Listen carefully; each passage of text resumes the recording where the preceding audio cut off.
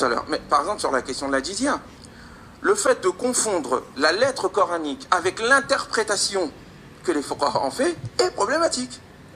Quand on regarde le texte en lui-même, il ne vient pas instaurer un système qui s'appelle la jizya. Le texte ne parle pas du tout de ça. Le texte parle, effectivement, dans la Sourate At-Tawbah, qui fait référence à des positions qu'il faut avoir envers les idolâtres, inscrites dans une réalité historique qu'il indique lui-même. On n'invente pas les réalités historiques. Le texte lui-même parle d'événements de l'époque.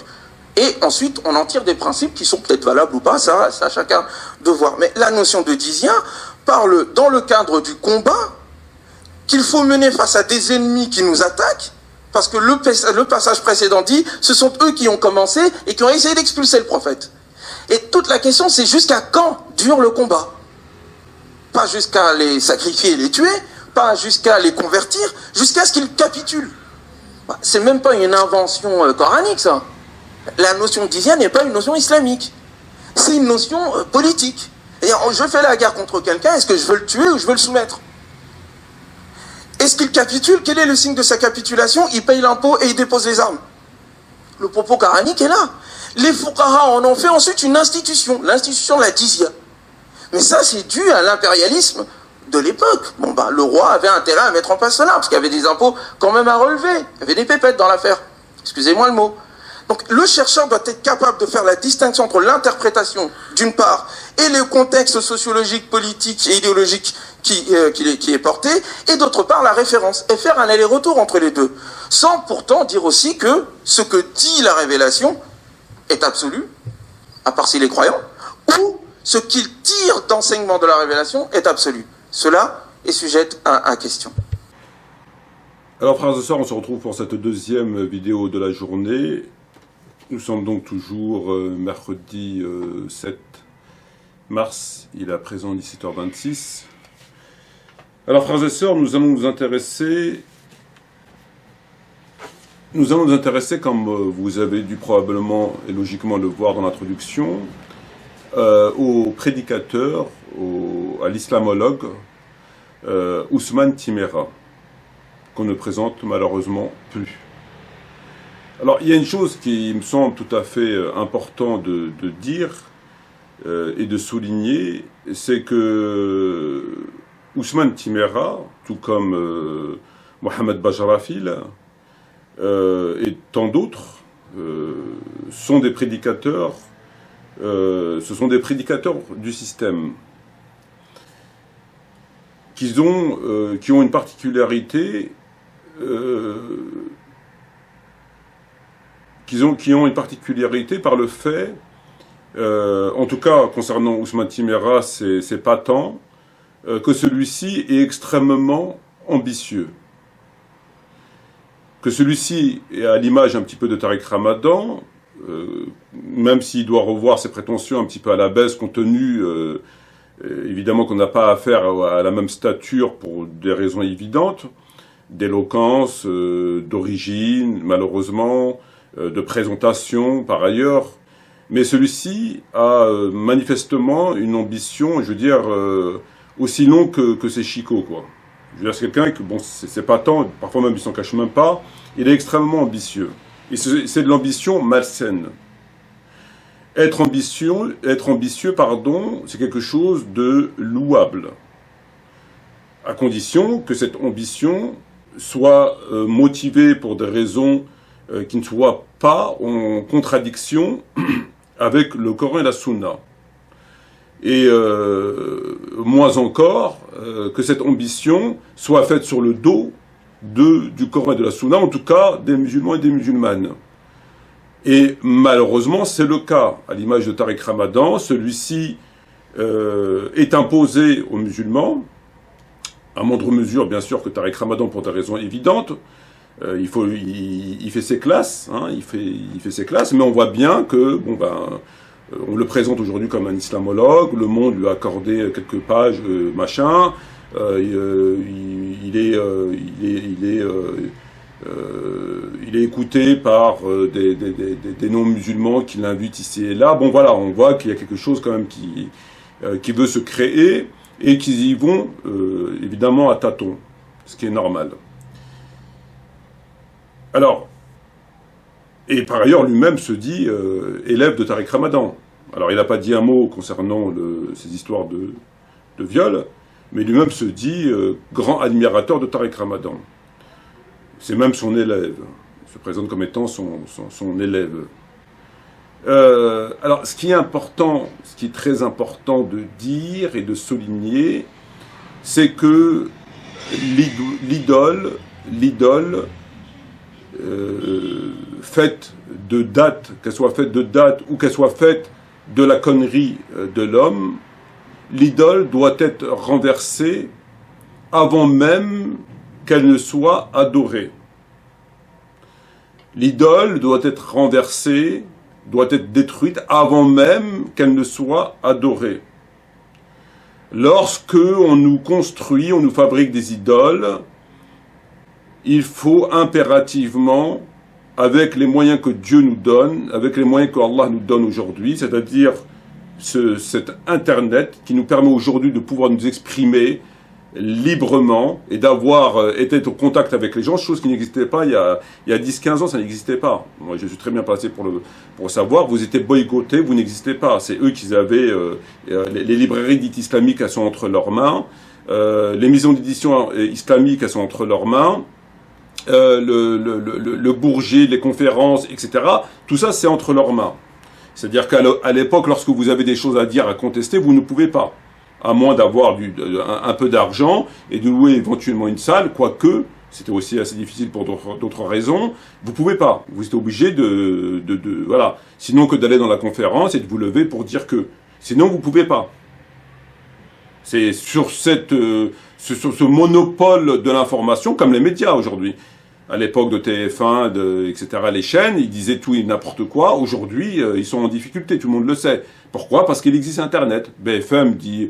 voilà, c'est aujourd'hui Internet. Donc les gens ont accès à un autre son de cloche. Ils peuvent... il y a possibilité de contester, d'apporter des éléments de preuve qui, éventuellement, peuvent éclairer les gens. Chose qui n'existait pas. Donc c'est une bénédiction pour nous. Pour nous, musulmans, aujourd'hui, c'est nous, les gens qu'on a fait de nous des parias en marge non pas de la société, mais de l'islam, parce que c'est ça leur volonté, c'est de faire de nous des parias en marge de l'islam. C'est très clair. C'est très clair, hein, les Islam Mounir et les machins du chouette, c'est entre eux, ils font leurs trucs entre eux, ils font leurs tarte aux pommes entre eux, etc. C'est une bénédiction pour nous. Et il faut l'utiliser, bien sûr, toujours avec la bonne intention et avec le but d'éclairer nos frères et nos sœurs et d'apporter notre soutien à cette religion, comme le prophète et les compagnons l'ont apporté, laissant derrière eux tant de douleurs, de veuves, d'orphelins, de sang, etc., pour cette religion qui est la raison pour laquelle on est sur Terre et notre raison de vivre, sans quoi il n'y aurait rien.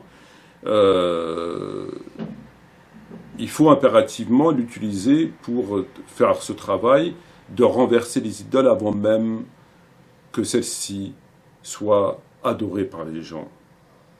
Parce que après, c'est plus compliqué et les dommages collatéraux seront beaucoup plus importants. Une fois comme ce Tariq Ramadan, voyez-vous, ils l'ont construit, ils l'ont édifié à une certaine époque, il n'y avait pas encore Internet, on nous l'a imposé, et regardez toute la difficulté aujourd'hui de pouvoir, de pouvoir justement mettre en évidence ce qu'il est.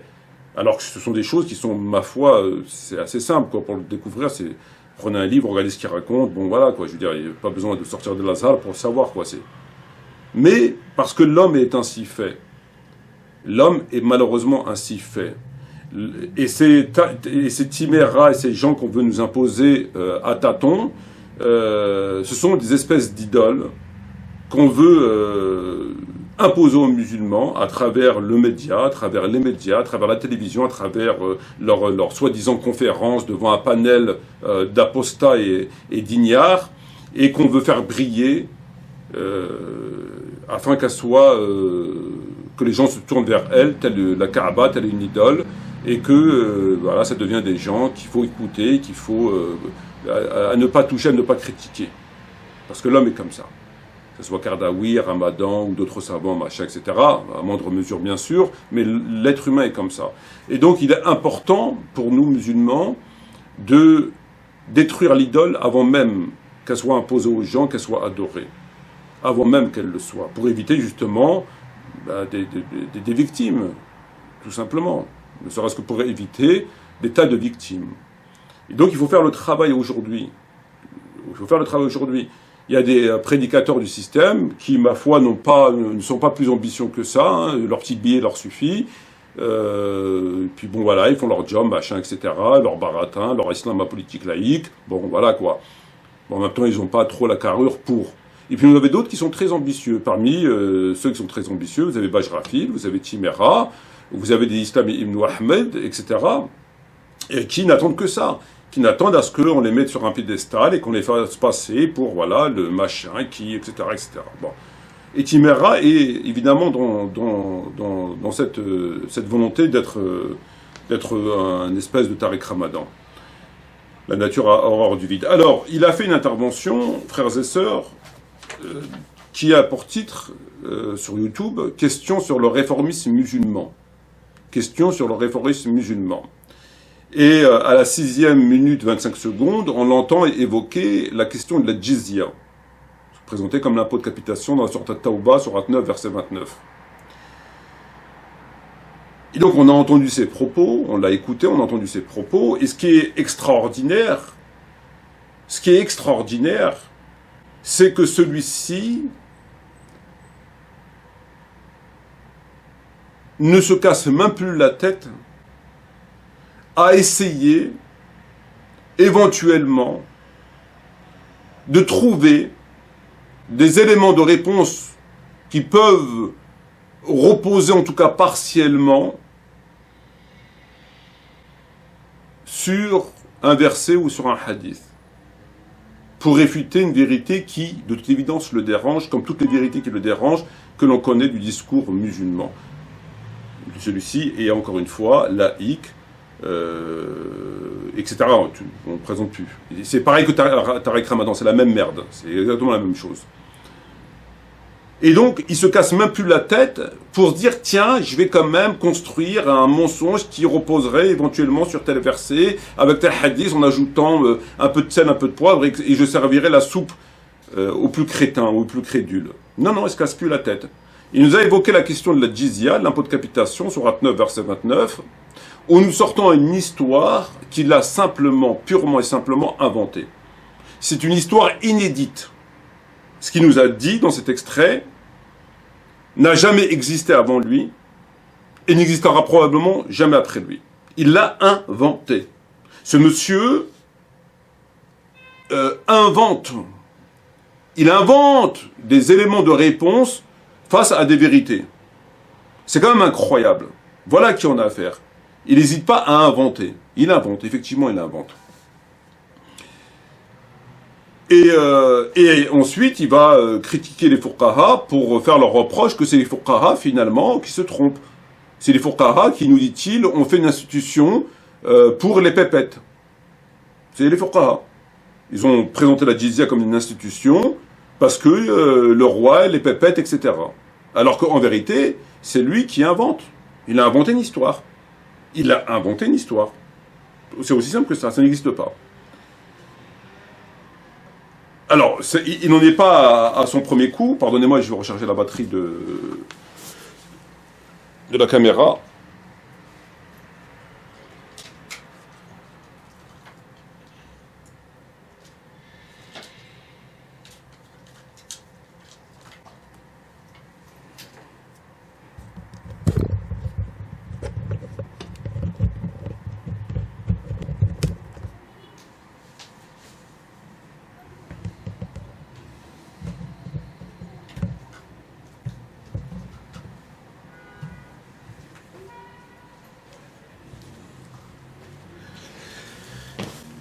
Alors, il n'en est pas à son premier coup. Hein. Il n'en est pas.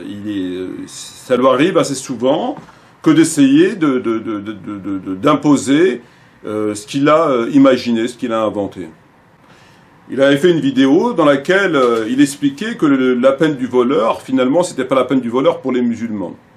Parce que les passages précédents évoquaient les juifs, etc. Donc c'était pas pour les musulmans. Ça ne concernait pas les musulmans. Il a essayé. Bon, c'est pas passé parce que c'était tellement énorme que même les gens à côté de lui, bon, on dit quand même bon. Mais il a essayé. Il a essayé. C'est quelqu'un qui a une particularité assez extraordinaire d'inventer.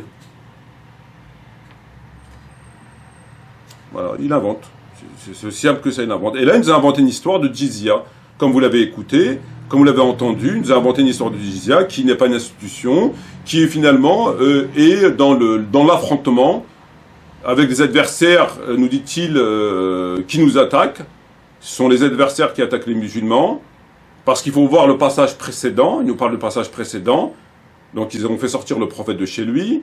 Et donc c'est dans un contexte d'affrontement sur le champ de bataille, avec des ennemis qui nous attaquent, etc. etc. C'est ça la jizya. Et les fuqaha ne sont qu'une bande de menteurs, d'escrocs, qui en ont fait une institution. Alors tout ça nous l'explique face à un panel une poignée d'autres apostats et de non-musulmans. On trouve Ousmane Timera lors de son colloque international, les réformistes musulmans, leur rayonnement dans l'espace francophone. On trouve Homero Peria, Steven Duhart, Benchir, Asma Al-Rabeh, Abdel Rawad, Mohamed Bajrafil, Cyril Moreno, Dr El-Ajami, Tariq Oubrou, Ghalib Bencher, voilà, vous avez toute la crème de l'apostasie, de la mécréance de cette équipe de musulmans de France. Le gratin de l'apostasie.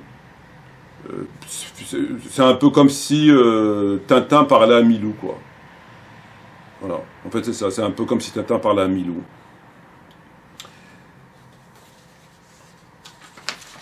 Alors, on va lui répondre, on va lui faire une petite réponse quand même. On va pas laisser passer ça. Il nous explique que il faut lire les passages précédents. Parce qu'il nous parle de sortir le prophète. Bon. Alors moi, ce que j'ai fait, c'est que j'ai pris le verset 1. J'ai commencé par le verset 1 jusqu'au verset 32, pour être sûr qu'on n'a rien loupé. Il nous parle des versets précédents qui prouveraient selon lui qu'il s'agit d'un affrontement sur le champ de bataille parce qu'ils ont sorti le prophète de chez nous, je ne sais pas trop quoi. On va lire du verset 1 au verset 32, sachant que le verset est le verset 29. Le désaveu de la part de Dieu, d'Allah et de son messager à l'égard des associateurs avec qui vous avez conclu un pacte. Parcourez la terre durant 4 mois et sachez que vous ne réduirez pas Allah à l'impuissance et que Allah couvre d'ignominie les mécréants. Et proclamation aux gens de la part d'Allah et de son messager au jour du grand pèlerinage. Qu'Allah et son messager désavouent les associateurs. Si vous vous repentez, ce sera mieux pour vous. Mais si vous vous détournez, sachez que vous ne réduirez pas Allah à l'impuissance et annonce un châtiment douloureux à ceux qui ne croient pas. À l'exception des associateurs avec lesquels vous avez conclu un pacte, puis ils ne vous ont manqué en rien et n'ont soutenu personne à lutter contre vous, respectez pleinement le pacte conclu avec eux jusqu'au terme convenu. Allah aime les pieux. Après que les mois sacrés expirent, tuez les associateurs où que vous les trouviez. Capturez-les, assiégez-les et guettez-les dans toutes les embuscades. Si ensuite ils se repentent, accomplissent la salat et acquittent la zakat, alors laissez-leur la voie libre, car Allah est pardonneur et miséricordieux. Ici, l'un des associateurs te demande asile, accorde-lui, afin qu'il entende la parole d'Allah, puis fais-le parvenir à son lieu de sécurité, car ce sont des gens qui ne savent pas. Comment y aurait-il eu des associateurs un pacte admis par Allah et son messager, à l'exception de ceux avec lesquels vous avez conclu un pacte près de la mosquée sacrée, tant qu'ils sont droits envers vous, soyez droits envers eux, car Allah aime les pieux. Comment donc, quand ils triomphent de vous, ils ne respectent à votre égard ni parenté ni pacte conclu? Ils vous satisfont de leur bouche, tandis que leur cœur se refuse, et la plupart d'entre eux sont des pervers. Ils troquent à vil prix les versets d'Allah, le Coran, et obstruent son chemin. Ce qu'ils font est très mauvais. Ils ne respectent à l'égard d'un croyant ni parenté ni pacte conclu. Ce sont ceux-là les transgresseurs. Mais s'ils se repentent, accomplissent la salat et acquittent la zakat, ils deviendront alors vos frères en religion. Nous exposons intelligiblement les versets pour les gens qui savent. Et si après le pacte, ils violent leur serment et attaquent votre religion, combattez alors les chefs de la mécréance, car ils ne tiennent aucun serment, peut-être cesseront-ils.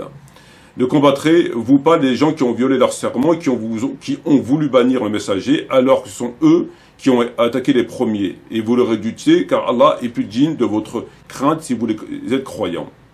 Combattez-les, Allah par vos mains les châtiera, les couvrira d'ignominie, vous donnera la victoire sur eux, il guérira les poitrines d'un peuple croyant. Il fera partir la colère de leur cœur, alors accueille le repentir de qui il veut, Allah est omniscient et sage.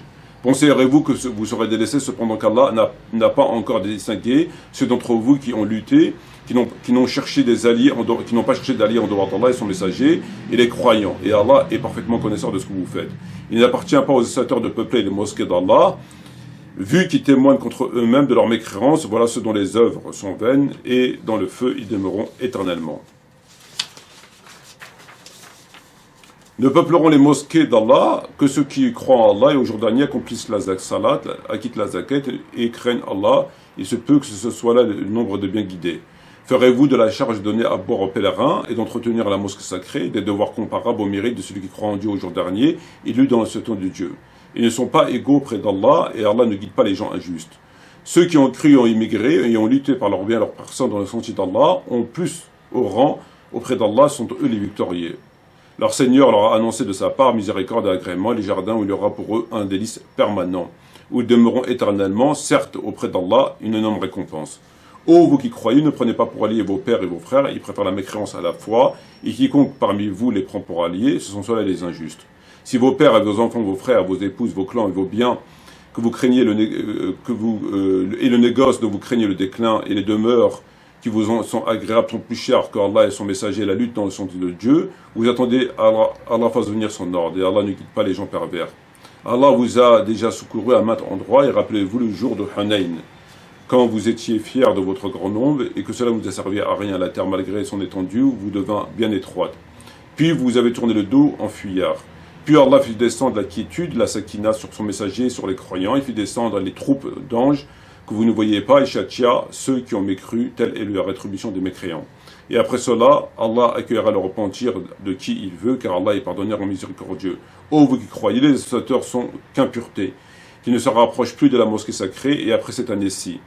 Et si vous redoutez une pénurie, Allah vous enrichira, s'il veut de sa grâce, car Allah est omniscient et sage. Combattez ceux qui ne croient ni en Allah ni au jour dernier, qui n'interdisent pas ce que Allah et son messager ont interdit, qui ne professent pas la religion de la vérité, parmi ceux qui ont reçu le livre, jusqu'à ce qu'ils versent la capitation par leurs mains, en état d'humiliation. Les Juifs disent Ozer est le fils d'Allah, et les chrétiens disent le Christ est le fils d'Allah. Telle est leur parole provenant de leur bouche. Ils imitent leur dire des mécréants avant eux, qu'Allah les anéantisse comme s'écartent de la vérité. Ils ont pris leurs rabbins, leurs moines, ainsi que le Christ, fils de Marie, comme Seigneur, en dehors d'Allah, alors qu'on leur a commandé d'adorer Dieu, unique, pas de divinité à part lui, gloire à lui, il est au-dessus de ce qui lui associe. Ils veulent éteindre de leur bouche la lumière d'Allah, et Allah ne veut que parachever sa lumière. Quelque répulsion en est les mécréants. Donc nous avons lu le passage du verset 1 au verset 32 de la sourate Tawbah, sourate 9, et on se rend compte que le verset dont il parle, lui, se situe au verset 13. Et au verset 13, Allah parle d'une situation bien précise, et nous sommes, nous, au verset 29. Donc le verset 13 parle d'un point bien précis, et Allah parle d'autre chose ensuite. Il est passé sur ce verset, il parle d'autre chose ensuite. Et le verset 29 n'a aucun rapport avec le verset 13. Il n'y a pas de lien entre eux. Le verset 13 parle d'une chose, ensuite Allah parle d'autre chose. Il n'y a pas de lien, de causalité, aucun. Et ce monsieur veut nous faire croire qu'il y a un lien, que la jizya a été imposée en raison du fait que les idolâtres voulaient expulser le prophète. Donc les musulmans se défendaient et sur le champ de bataille, on demandait aux idolâtres de payer la jizya, ce qui est évidemment faux. Lorsque vous reprenez le verset 29, Allah a dit « Combattez ceux qui ne croient ni en Dieu ni au jour dernier, qui n'interdisent pas ce que Allah et son messager ont interdit, et qui ne professent pas la religion de la vérité, parmi ceux qui ont reçu le livre, jusqu'à ce qu'ils versent la capitation par leurs propres mains en état d'humiliation. Ce verset, bien évidemment, lorsque vous le lisez, vous constatez dans un premier temps qu'il n'a rien à voir avec le verset 13, ce sont deux situations complètement différentes, puisque après on parle de tout à fait autre chose, et le contexte du verset lui-même, on se rend compte qu'il ne s'agit pas de, comme il le dit lui, sur le champ de bataille. Lorsque Allah dit « combattez ceux qui ne croient ni en Allah ni au jour dernier », on est en train de parler non pas du champ de bataille, mais de la aqida, de la croyance, d'une situation, d'un statut. On n'est pas en train de parler en raison du champ de bataille. Ça n'a rien à voir avec un champ de bataille. Combattez ceux qui ne croient ni en Allah ni au jour dernier, donc les kuffars, ni en Dieu ni au jour dernier, qui n'interdisent pas ce que Allah et son messager ont interdit. Ce qui n'interdisent pas ce que Allah et son messager. Donc le messager, c'est le prophète Mohammed alayhi salam. Donc le pouvoir de légiférer qu'on a déjà évoqué. Allah et son messager qui n'interdisent pas ce que Allah et son messager ont interdit. Donc là, on est, à travers le verset, à la lecture du verset, combattez ceux qui ne croient pas en Allah au jour dernier, on est dans le cadre de la croyance, du statut, des gens qui ne croient ni en Dieu ni au jour dernier, qui n'interdisent pas ce que Allah et son messager ont interdit. Donc on est là face à une situation qui n'a rien à voir avec un champ de bataille, on est face à une situation d'une catégorie de gens. D'une catégorie de gens qui n'interdisent pas ce que Allah et son messager ont interdit, qui ne croient ni en Dieu ni au jour dernier. Donc, qu'ils soient sur le champ de bataille ou en dehors du champ de bataille, ça n'a rien à voir. Ça reste permanent. C'est pas que pour le champ de bataille. Dès qu'ils sont plus dans le champ de bataille, et qui continuent à ne pas croire en Dieu au jour dernier, et qui n'interdisent pas ce que Allah et son messager ont interdit, là, finalement, pour être vulgaire, on s'en fout. Selon M. Timéra. Selon Timéra, non, on s'en fout, c'est pas grave. C'est que dans le champ de bataille. Évidemment, ce qu'il raconte, c'est du baratin, ça n'a aucun sens. Parmi ceux qui ont reçu le livre, Ahl-Kitab, jusqu'à ce qu'ils versent la capitation de leurs propres mains en état d'humiliation. Jusqu'à ce qu'ils payent la jizya, Sourate 9, verset 29. Et évidemment qu'ici, on a affaire à un statut. La jizya est un statut, comme les savants, notamment Ibn Qayyim al-Jawziyya dans son livre Ahkam al-Jizya, l'explique, et que tous les fuqaha, tous les savants, tout le monde, je dis bien de A à Z, aucun n'a contesté le principe de l'institution de la jizya. Personne. Alors ils ont discuté, ils ont divergé sur qu'est-ce que veut dire Allah par humiliation, patati patata, et sur ça il n'y a pas de souci, ils ont divergé. Mais sur le statut de la jizya, personne n'a divergé. Et celui qui paie la jizya est appelé un dhimmi, al-dhimma. Un dhimmi est une personne qui paie la jizya. Il a un statut bien spécifique. Parmi les limites de la protection de la dhimma, comme le disent les savants, la dhimma est une convention permanente, mais le pacte peut être rompu si le protégé ne remplit pas l'une de ces conditions. Quand il prend les armes contre les musulmans, ou rallie d'al-harb, maison de la guerre, quand il refuse de se soumettre aux lois de l'islam, quand il refuse de s'acquitter la jizya, quand il détourne un musulman de sa religion, quand il donne asile aux espions polythéistes ou renseigne les ennemis des musulmans, quand il tue volontairement un musulman, quand il se rend coupable d'un outrage à la divinité, au Coran, au prophète, quand il fornique avec une musulmane ou l'épouse, quand il commet un vol de grand chemin, entre autres. Voilà. Donc ça, c'est les conditions de la jizya. Alors, inutile d'aller citer des savants, parce que si on cite des savants, ce monsieur nous dit c'est des fuqaha, ce sont des égarés. Parce qu'il le dit, c'est des fuqaha. Donc lui, il est mieux que les fuqaha. Vous avez une encyclopédie, Encyclopédie de l'Islam, nouvelle édition, Brill. Cette encyclopédie est l'encyclopédie la plus complète qui existe aujourd'hui. Par ailleurs, elle est extrêmement chère, elle coûte entre 5 000 et 9 000 euros. C'est l'encyclopédie la plus complète qui existe aujourd'hui. Elle est incontestable sur la substance de l'information. C'est-à-dire que là, on s'écarte complètement des fuqaha, des sectaires, des égarés, de toutes les sectes, de tout ce que vous voulez, de tout ce qu'on pourrait critiquer. On est dans l'encyclopédie de l'islam. Vous allez dans le mot dhimma. Dhimma, page 234, terme qui désigne la sorte de contrat indéfini, indéfiniment reconduit, par lequel la communauté musulmane accorde l'hospitalité protection aux membres des autres religions révélées, à condition qu'eux-mêmes respectent la domination de l'islam. On les appelle les dhimmi. À condition qu'ils respectent la domination de l'islam. On les appelle les dhimmi. Et quand vous allez dans la jizya, page 573, alors là, ils nous ont fait 2, 3, 4, 5 pages pleines.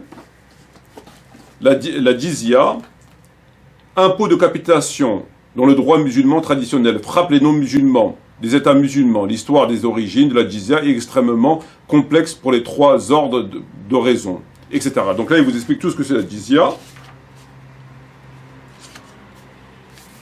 dont, entre autres, d'autre part, on veut faire témoigner à chaque intéressé de sa qualité au sujet de l'islam, ou plus exactement de membre d'une classe sociale inférieure. C'est ainsi, semble-t-il, qu'il faut interpréter la formule coranique, wahum sarirun, etc., etc. Donc vous reprenez l'encyclopédie de l'islam, et dedans, vous allez avoir l'explication de ce que c'est un dhimmi et de ce que c'est la jizya. Ce qui est incroyable, c'est que ce monsieur, je ne sais pas s'il prend des cours, je ne sais pas si le soir dans son lit, il réfléchit, je ne sais pas comment il fait, mais ce monsieur, lorsqu'il y a des vérités qui le dérangent, en tout cas qui dérangent ses intérêts, de musulmans laïcs, de musulmans apolitiques, de musulmans Tariq Ramadan, vous invente une histoire. C'est pas plus compliqué que ça. Il invente une histoire. Il invente des histoires. Donc là, il vous a inventé une histoire avec deux éléments. Les éléments du contexte de la révélation, vous disant qu'il parlait du prophète qui a été chassé, alors que cet élément est dans le verset 13 qui, lors de la lecture, vous voyez qu'il n'a rien à voir avec la jizya, premier des points, et d'ailleurs, il n'y a que lui qui le dit. Deuxième des points, il vous dit qu'il s'agit d'un contexte de guerre, et que, en fait, c'est sur le champ de bataille que ça se passe et que ça se règle, ni avant, ni après, alors que lorsque vous lisez le verset, combattez ceux qui ne croient ni en Allah, ni au jour dernier, et qui n'interdisent pas ce que Allah et son messager ont interdit, on se rend compte que ce n'est pas le champ de bataille. On se rend compte que c'est avant le champ de bataille. C'est l'épilogue de ce qui s'est... du pacte qui n'a pas été conclu. C'est justement, la bataille vient au fait que ces gens ont transgressé, entre autres, ce verset, qui ne croient ni en Allah ni au jour dernier, qui n'interdisent pas ce que Allah et son messager ont interdit. Donc, ça se termine sur un champ de bataille. Donc, c'est avant. Ça, c'est quand même incroyable. N'a aucun rapport avec le champ de bataille. Ça n'a aucun rapport. Et la meilleure des preuves qu'on peut donner, au-delà de tout ça, c'est qu'on lui demande ses références. Qui nous donne des références où on peut trouver ces histoires à dormir debout. Ça n'existe pas.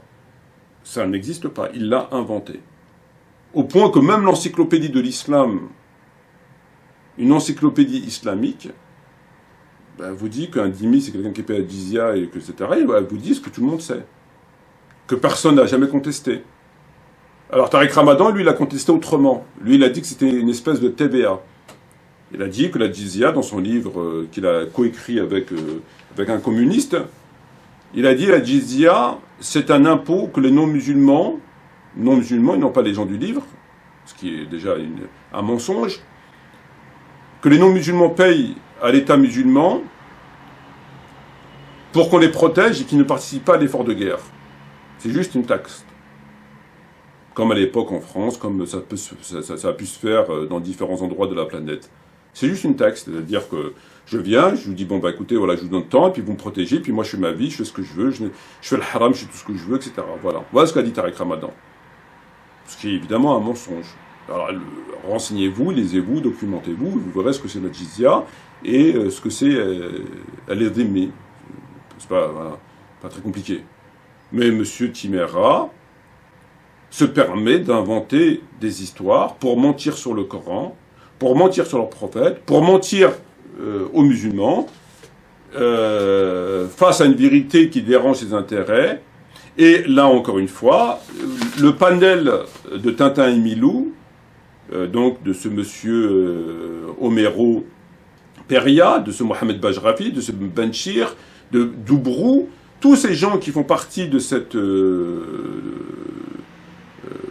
truc organisé de l'école des hautes études, je sais pas quoi là, tous ces gens-là connaissent la vérité. Tous ces gens-là connaissent la vérité.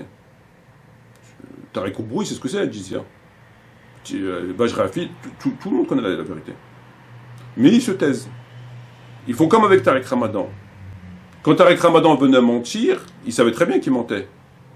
Sur la position de l'islam sur l'homosexualité, la position de la femme sur le hijab, la position de la femme sur le djihad, la position de l'islam face... Ils le savent très bien. Tout le monde le sait.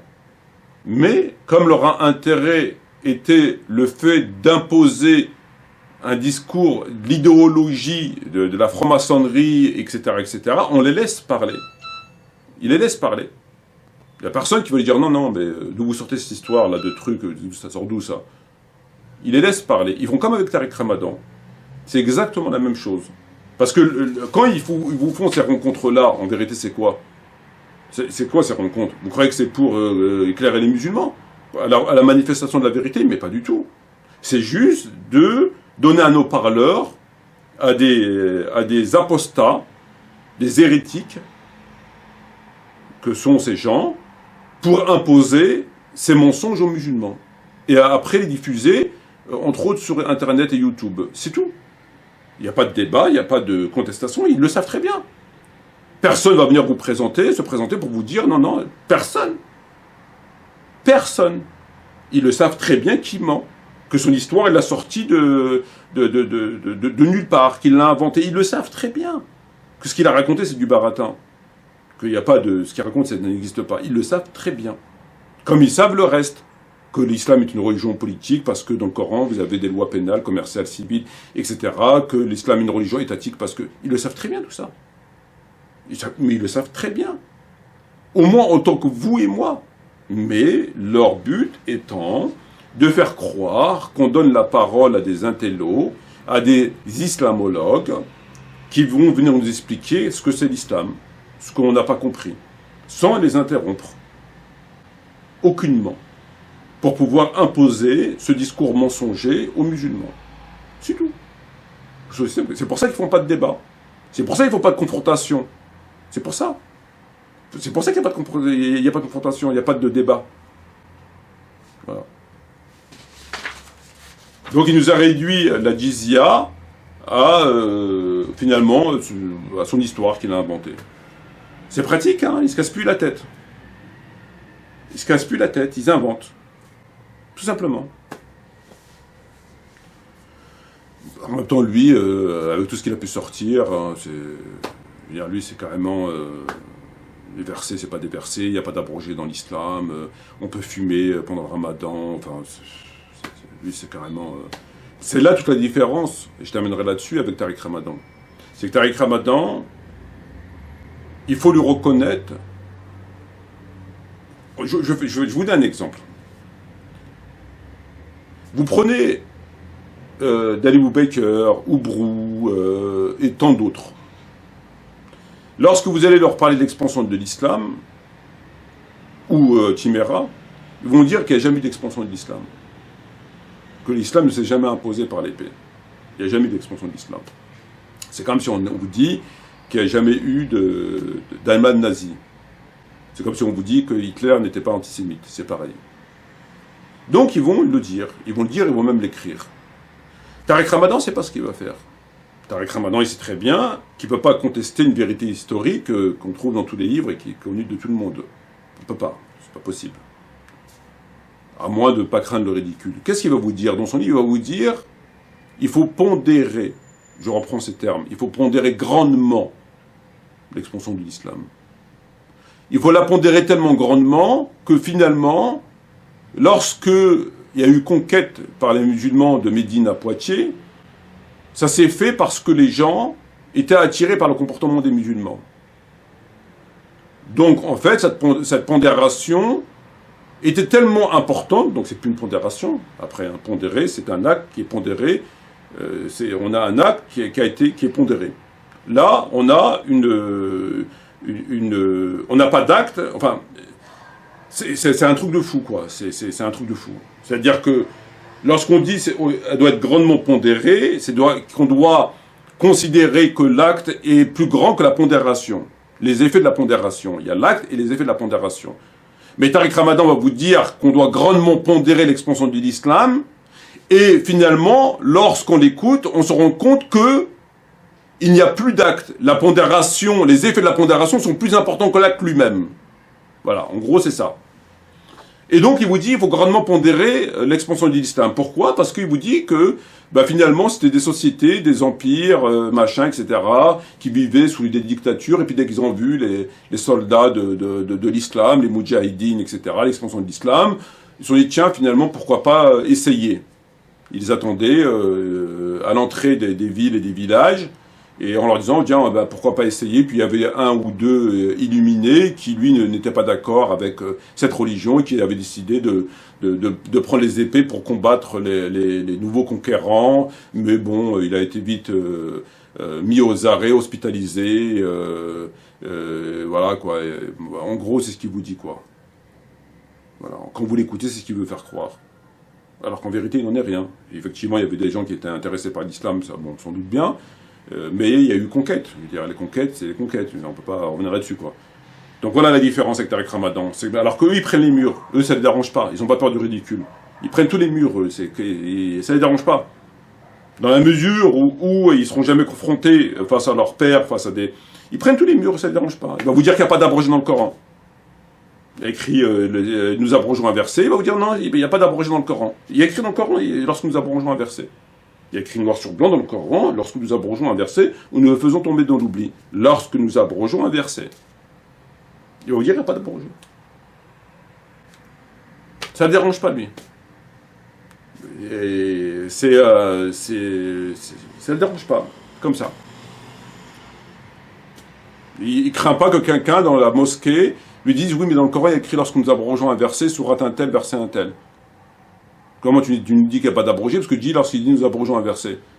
Donc qu'est-ce que tu nous racontes? Dieu le dit lorsque nous abrogeons un verset.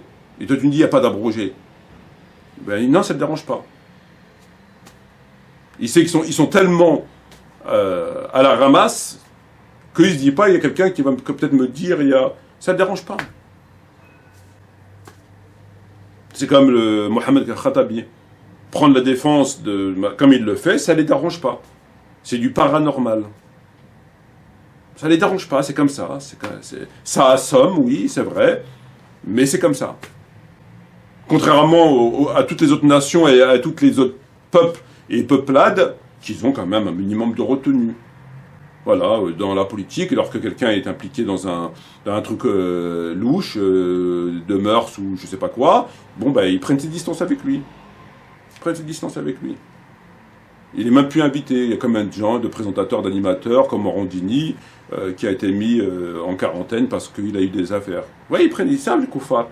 Ces musulmans doivent prendre des cours chez les koufars, qui leur apprennent le savoir-vivre, l'éthique et le sens de la justice.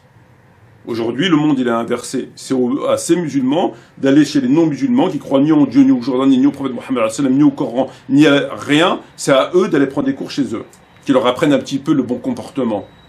Ce fameux bon comportement si cher aux musulmans. Qu'ils aillent prendre des cours chez eux. Lui, l'imam, ça ne le dérange pas. Il vient dans la mosquée. Pour nous, les musulmans, il n'a rien fait. Pour nous, Tariq Ramadan, il n'a rien fait.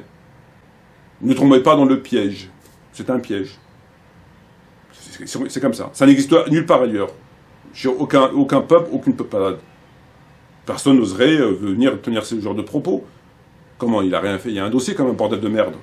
Comment tu peux te permettre de dire des choses comme ça? Non, ça ne le dérange pas. Voilà. Sur ce, je vous remercie. Wassalamu alaikum wa rahmatullahi wa barakatuh. Bientôt, Inch'Allah.